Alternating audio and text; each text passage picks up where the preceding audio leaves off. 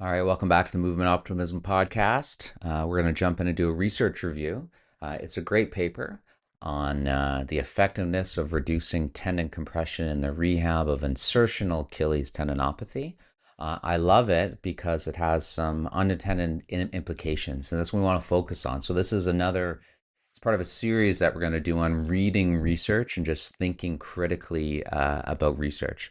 So this paper I think is fantastic by Dr. Lauren Pringles here because it addresses something that we've accepted for far too long, and that's that tendon compression is a problem in rehab or it's a problem for tendons. So for 2 decades, researchers and clinicians have been very zealous about saying tendons like tension, they don't like compression. So you'll see lots of things like ban the clam, stop stretching your tendons, don't do these things, compression is horrible. And it's become a bit dogmatic, but it is still something to consider. It's a great idea, but we haven't had a lot of clinical trials on it. So, quickly here, the way compression occurs with the Achilles tendon, it's not it's the insertional part. It's not the mid portion. So when you have the tendon wrapping around a bone, uh, and you pull on that tendon, when you have the wrapping around, that's where you get the compression. It's like the Achilles tendon at the insertion is squeezing against the calcaneus. You would also see this at the foot when you pronate, and the tib posterior will start to have some compressive force against the navicular. You could see it at the knee just when you bend the knee. That's the thing. You bend the knee, you're going to get tendon compression at those structures down there. It's pretty much unavoidable. At the hip, the big one that people talk about and warn people against would be at the greater trochanter, the glute med and the glute min. You're going to have this wrapping effect when you load that tendon, and if you have hip adduction, which is just the hip dropping or the knee going inward. And so you get this wrapping around there. But it's always just been a theory, and people have said it, and it's been a bit too dogmatic. So this paper tried to look at it, right? So what they did was they compared a high load compression group with a low load compression group and did a rehab program. So let's look at the details. Uh, Basically, both groups did exercises, isometrics, isotonics, and then storage and release, fast stuff, and then return to sport. And then they also tried to modify the amount of compression that they felt. So in one group, the way they tried to modify the compression was they always wore a heel lift, which is a very simple thing to do, super cheap. You could also build up the slope of your shoe, but they threw in a heel lift and it was adjustable. They also said no stretching in the low compression group, but instead of stretching, what you can do is some, soft tissue compressive, what do you call it? Because I don't do it, like a lacrosse ball, foam rolling stuff on the calf. Whereas the high compression group, they did stretching, and of course in the high compression group, they didn't get a heel drop. And then they had an exercise program, and what they tried to do was very similar exercises in both groups that you can see up on the screen here. So similar exercises, but they tried to manage compressive loads and the progression. And if you go, this is an open access paper, and if you go to the supplement, you can see all the details, but it's pretty standard. In both groups, they start with isometric, so they start pretty easy. Daily, you're doing 5 repetitions, 30 seconds at 50% MVC, so nowhere near failure, just getting some load in there. And then they progress after a week or two, and they're doing 5 repetitions of 60 seconds at 70% MVC. The only difference between the groups you can see in the picture is one group is in dorsiflexion, the other group is not. And then you do that for a bit, for 2 weeks, and you can progress if pain doesn't increase and there's no pain or there's acceptable pain during the exercises and later. And they started stage 2, which was high load isotonic exercises. So you're moving through a range of motion. You would continue on day 1 doing isometrics, right? And then they would start the new isotonics. So they would start with 4 sets of 15 reps at 65% of max. and they progressed to 4 sets of 6 reps at 85%. So they try to go relatively heavy, and then you do that for a bit, and then what do they add? Stage three, they would still do the isometrics, still do the isotonics. So day one, day two, and then on day three, they add some fast activities. So that's their energy storage and release exercises every third day, starting with 3 sets of 10 reps at 75%, progressing to 3 sets of 6 reps at 85% that you can see in these pictures. And then stage four was running and jumping exercises performed every 3 days, still doing the high load isometrics as well. And then they got, so both groups were not allowed to return to sport for at least 8 weeks.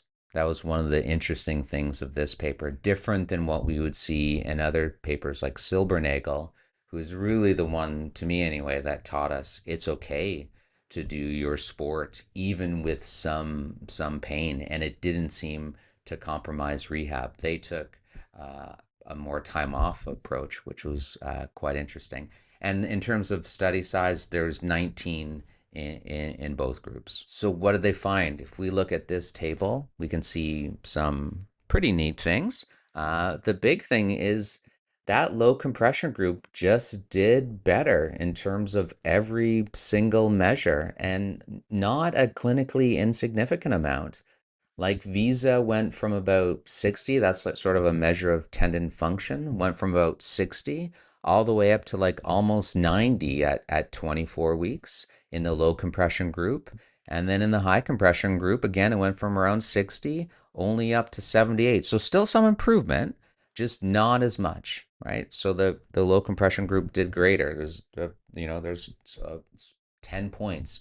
And we pretty much see the same thing with pain improving. There's an improvement of pain of 10 out of 100, a greater improvement in the low compression group at 12 and at 24 weeks. Uh, a finding I like, if we zoom in here, was sort of return to sport at 24 weeks. Well, yeah, well, even at 12 weeks, let's look at 12. That's even better. At 12 weeks, 18 of the 19 people in the low compression group had returned to their sport, and only 13 out of 19 in the high compression group. And at 24 weeks in that high compression group, only 14 returned, and still 18 had already returned. And the last one is how much your patients like you. Was their satisfaction, where you can have what's considered satisfied is either good or excellent. And again, 18 out of 19 at 24 weeks were really quite satisfied in the low compression group. And only 11 out of 19 had good or excellent satisfaction at 24 weeks in the high compression group. And then what you can kind of expect as a clinical test, what they had people rate their pain while they were hopping. And again, we'll zoom in here and we see at 24 weeks. So people start hopping and they have 32 out of 100 in terms of pain. And it goes down at 24 weeks to 5.4 out of 100. And that's in the low compression group. And in the high compression group, you got about 28 out of 100, and it only goes down to 17.4 out of 100. So only a 1 out of 10 difference, or 10 out of 100 change in pain during hopping, which is a pretty relevant functional marker. So when you look at it at the surface here, you're going to think, wow, I should really be avoiding compression.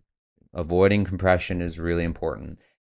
And now we're going to do a little bit of critical thinking. So anytime you read a paper like this, what you kind of want to do is say, is there another way to explain it? Like, what would a good follow-up paper here?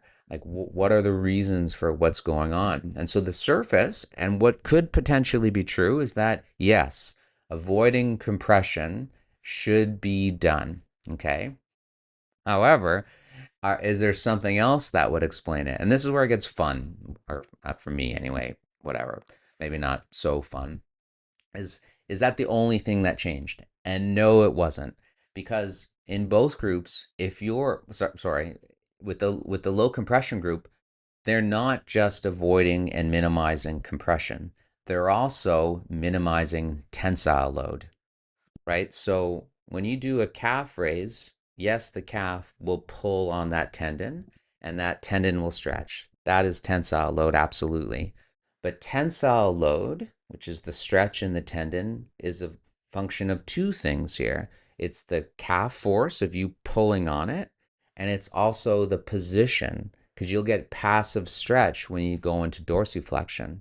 So you're going to get more tensile strain in the high compression group versus the low compression group. So they're also just avoiding tensile load, and maybe that's an issue for tendons when they're irritable. And another thing that's different, of course, is the heel lift, right? The heel lift, again, is meant to decrease the compression, but it's also going to mitigate the amount of strain or decrease the amount of strain. And that's important because we've seen in other research, like in the Rabison trial, this healthy trial, where they compare just a boring old heel lift with eccentric calf muscle training, and the boring old heel lift does really well. And that's not an insertional Achilles pathology. That's a mid portion Achilles.